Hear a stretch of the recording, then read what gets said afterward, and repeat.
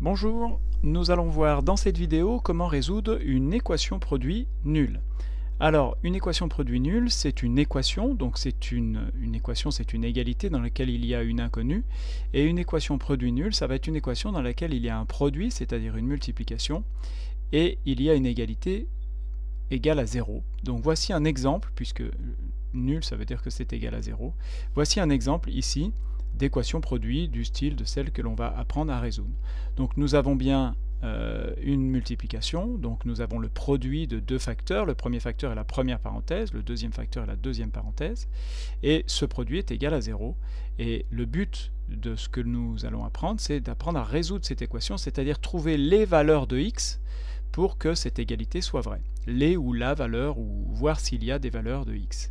Donc pour ceci, alors on pourra avoir l'idée de faire la distributivité, c'est-à-dire de développer cette expression, c'est-à-dire multiplier x par 3x, puis x par 5, faire la double distributivité, et ensuite regrouper les x d'un côté et les nombres de l'autre, comme nous l'avons vu pour les équations en quatrième.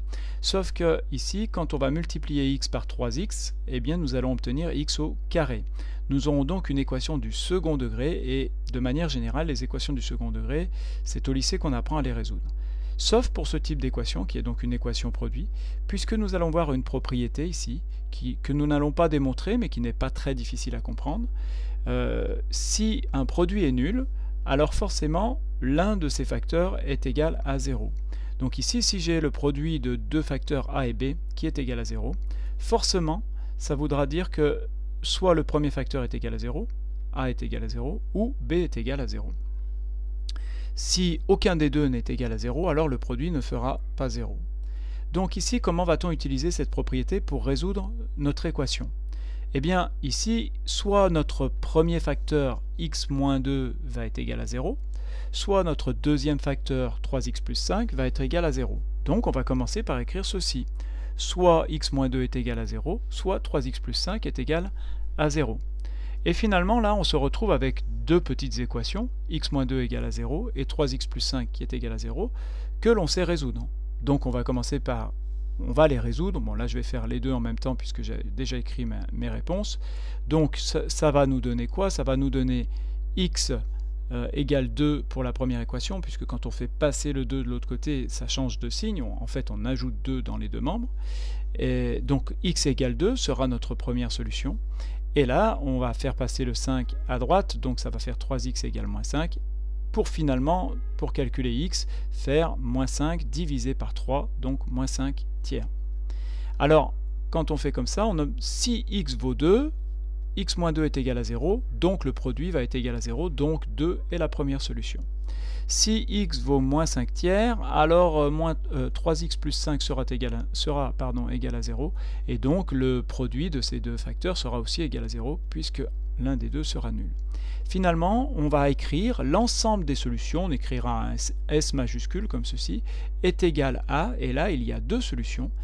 Si possible, on met la plus petite en premier, donc ici celle qui est négative, et la plus grande en deuxième.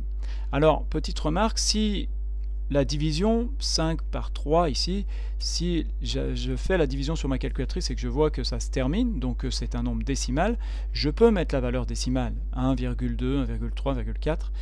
Mais en revanche, si, comme c'est le cas ici, la division ne se termine pas, ça veut dire que c'est un nombre rationnel. Donc ne mettez pas une valeur approchée 1,222, 333 ou 1,2324, etc. Mettez bien la valeur exacte. Quand on vous demande de résoudre l'équation, on attend les solutions exactes. Donc voilà, l'ensemble des solutions, c'est moins 5 tiers et 2. Je vous propose, pour vous entraîner, d'essayer de résoudre un deuxième exemple. Donc je vous affiche ce deuxième exemple, je vous propose de faire pause dans la vidéo, d'essayer de le résoudre sur le même modèle que celui que j'ai fait précédemment, et de regarder la correction ensuite. Voilà, donc si vous avez arrêté de la pause de la vidéo, on obtiendra ceci comme correction. Donc soit 7x moins 3 est égal à 0, soit 4x plus 10 est égal à 0. La première équation ici va nous donner 3 septièmes comme solution, et la deuxième équation ici va nous donner moins 2,5 comme solution, puisque ici 5 divisé par 2, la division se termine et fait bien un nombre décimal. Donc les solutions sont moins 2,5 et 3 septièmes. Voilà.